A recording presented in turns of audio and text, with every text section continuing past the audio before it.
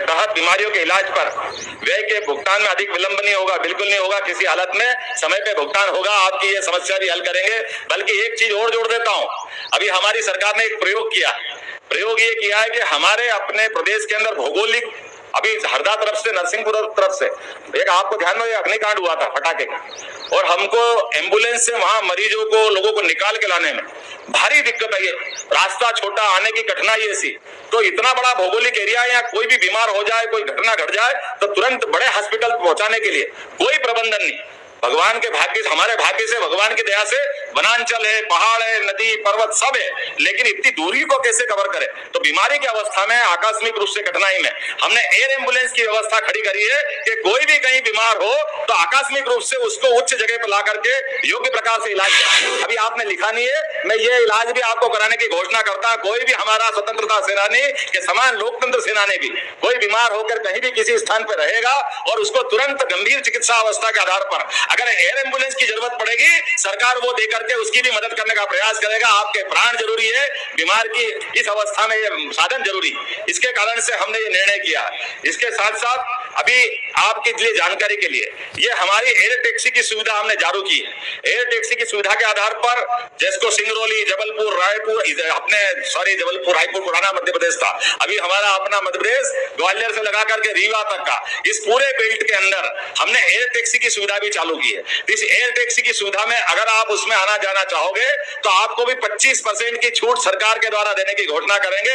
आकस्मिक रूप से जल्दी आना है तो एयर टैक्सी में आपको भी सुविधा देंगे, क्योंकि ये सुविधा आप ही की तो है, हम में से हर एक का हक है, क्यों आना जाना नहीं चाहिए। एक आपने बात कही कि लोकतंत्र सेनानियों के स्वर्गवास के बाद राजकीय सम्मान के साथ अंत्येष्टि होना चाहिए, तो यह हक होना ही चाहिए। इसमें क्या हमारे मीसाबंदियों का भी सम्मान लोकतंत्र सेनानियों की तरह उसी सम्मान लोकतंत्र सेनानियों का होता है, मीसाबंदियों का, और उनमें कोई अंतर नहीं किया जाएगा। अभी तक इसमें 8,000 रुपए अंत्येष्टि में मिलते हैं, अब 10,000 रुपए अंत्येष्टि के समय देने की व्यवस्था की जाएगी।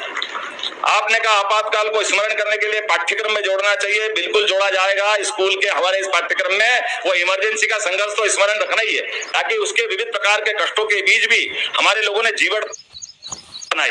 ये बहुत बड़ा संघर्ष है। मैं आप सबको इस अच्छे एकत्रीकरण की बधाई देता हूं, क्योंकि मैं मीसाबंदी की बधाई तो दूंगा नहीं, क्योंकि आपातकाल का दिवस था, वो तो बहुत खराब दिन था, ये काला अध्याय था, लेकिन आप सबने मिलकर के जो संघर्ष किया, मैं आपको बधाई देता हूं। इसके अलावा आपके अपने परिवार के अंदर भी बच्चे बड़े हो रहे हैं, नया व्यवसाय चाहिए, कोई काम धंधा चाहिए, तो हमने निश्चय किया है कि अलग अलग प्रकार से निवेश के सारे मामलों में जिनको अपने उद्योग धंधे लगाना है, कोई कामकाज करना है, जिनको लघु उद्योग, कुटीर उद्योग, हैवी इंडस्ट्री, जो भी काम करना है, आप सूची बना, उद्योग धंधे लगाना है, कोई कामकाज करना है, जिनको लघु उद्योग, कुटीर उद्योग, हैवी इंडस्ट्री, जो भी काम करना है, आप सूची बनाकर उनके बच्चों की भी देंगे, तो उनकी प्रशिक्षण कराकर यथायोग्य जैसी व्यवस्था है, उनके रोजगार के प्रबंधन भी अपनी सरकार के द्वारा किए जाएंगे। क्योंकि हमारे अपने लोग अगर इस व्यवसाय से जुड़ते हैं, वो हमारे विचारधारा के साथ अगर राष्ट्र की धारा में आर्थिक रूप से भी समृद्ध होते हैं, तो गलत क्या है? जब हम सबके लिए सोचते हैं तो उनके लिए तो सबसे पहले सोचने की जरूरत है जो इसके हकदार है।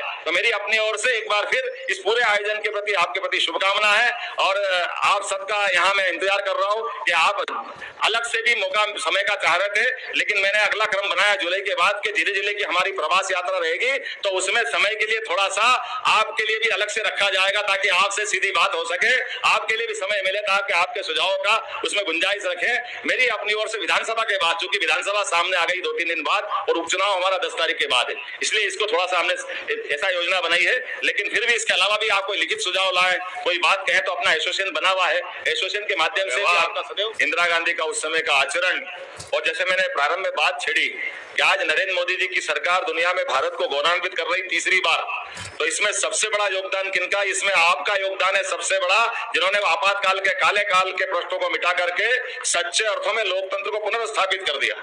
हम केवल कल्पना करें कि वो 75 का आपातकाल कोई कारण से आपका संघर्ष नहीं होता तो कितने साल हुए थे आजाद।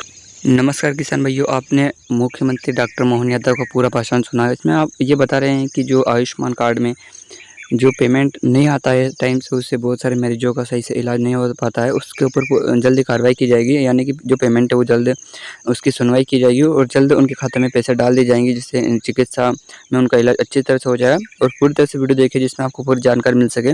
आगे और भी अच्छी जानकारी देने वाले हैं, तो वीडियो पूरी तरह से देखें। और चैनल पर पहली बार है तो चैनल को सब्सक्राइब कर लीजिए और बेल आइकन घंटे को प्रेस कर लीजिए, जिससे हमारी अभी वीडियो की आपको नोटिफिकेशन जानकारी पहले बता आपको। दूं, मैं जहां से आ रहा हूं वहां निर्वाचन चल रहा था और निर्वाचन में यही नाटक आप भी समझते हो, जो मैंने मुहावरा बोला वही वाला हिसाब है कि एनडीए के सामने एक घमंडिया गठबंधन बना और घमंडिया गठबंधन ने अपना नाटक कर कुरा के इन किन प्रकार सारी ताकत लगा ली। और ये भी हमारा सौभाग्य है कि आज एनडीए की ताकत के भरोसे यशस्वी प्रधानमंत्री तीसरी बार प्रधानमंत्री बने, तब उनको रोज नाटक करना है। नाटक के प्रकार भी कैसे कैसे हैं। अभी बीच में से अच्छा भाषण में एक विषय आया कि अगर वो सीट जीत गए तो ईवीएम भूल गए, अगर ये हार जाते तो ईवीएम जवाबदार। उनके खिलाफ कुछ भी बात हो जाए तो वो तुरंत बहाने ढूंढ के चलते हैं। हमारे अपने राजगढ़ के चुनाव में उनका हम 400 प्रत्याशी खड़े करेंगे। अब 400 तो मिले नहीं, तो अब फालतू की बात करते हो। लेकिन अब चुनाव आपने सबने जिस ढंग से 29 का 29 जिताया, मैं आपका स्वागत करता, अभिनंदन करता। ये आप सबकी देन है, आप सबकी पुण्य है। सरकार अपना काम करती है, लेकिन घर घर में घुस करके ये राष्ट्रवादी विचार को फैलाने का काम जो आप सबके माध्यम से हुआ है, ये उसकी भूमिका है। और सरकार के अंदर जैसा कहा गया है कि हम और आप काम कर रहे हैं, लेकिन मैं भी लोकसभा की बता रहा था, तो लोकसभा के अंदर निर्वाचन का मसला आया। अपना फॉर्म भी भरा, उनका भी भरा। हमारा उम्मीदवार डिक्लेयर निर्वाचितों के पहला भाषण दिया। उन्हें लोकतंत्र सेनानियों के उस समय के संघर्ष को याद किया कि ये उनकी देन है, ये उनका नमन है, उनका सम्मान है। और जैसा होता है, जैसे ही वो बोले कि वो सारे के सारे मैदान छोड़ के भागने लगे, क्योंकि उनको पसंद न तब था ना आज था। वो जो एक दुर्भाग्य के साथ होना तो ये चाहिए कि काल के प्रभाव में इतने प्रमाण मिल गए कि हाँ कांग्रेस ने गलती की थी। और कांग्रेस के इस समय के गठबंधन में भी वो सारे लोग भी मिले हैं जो उस समय आपातकाल में बनते, लेकिन स्वार्थ की दोस्ती क्या होती, ये उसका उदाहरण है। चोर चोर मौसेरे भाई किसको कहते हैं, ये उसका उदाहरण है। वो बिहार के लोग जो उनके साथ खड़े हैं, वो भी तो जेल के शिकंजे में थे, वो सारे के कारण से आज भी वो स्थिति ला रहा है। लेकिन कोई बात नहीं, ये जनता है, सब जानती है। जनता की लड़ाई, जनता के लिए, जनता के द्वारा लड़े जाने का, और जयप्रकाश नारायण जी का वो नेतृत्व, और हम सब तो और भाग्यशाली। ऐसी कोई दुनिया के अंदर मिसाल नहीं मिलेगी। इतना अच्छा अनुशासित अपना संगठन भारतीय जनसंघ, उसकी कुर्बानी देखो, जिनने अपने इस लोकतंत्र के लिए, लोग कहते हैं हम बहुत जिद्दी हैं, बहुत कट्टर हैं, बदलते नहीं हैं, लेकिन हम तो वहां तक बदलते कि अपनी पार्टी का ही विलीनीकरण कर दिया, जनसंघ को हमने समाप्त कर दिया। केवल लोकतंत्र के कारण से ये गौरवशाली पक्ष भी हमारे सामने है। और जैसे कहा गया कि कमल का दल पानी में जाए या बाहर आए, उस पर पानी का असर नहीं हो। हमने भले ही विलीनीकरण कर दिया, लेकिन जिन मुद्दों को लेकर हम लड़े थे, जिन विषयों को लेकर हम आगे बढ़े थे, उनके साथ भी रहे, तब भी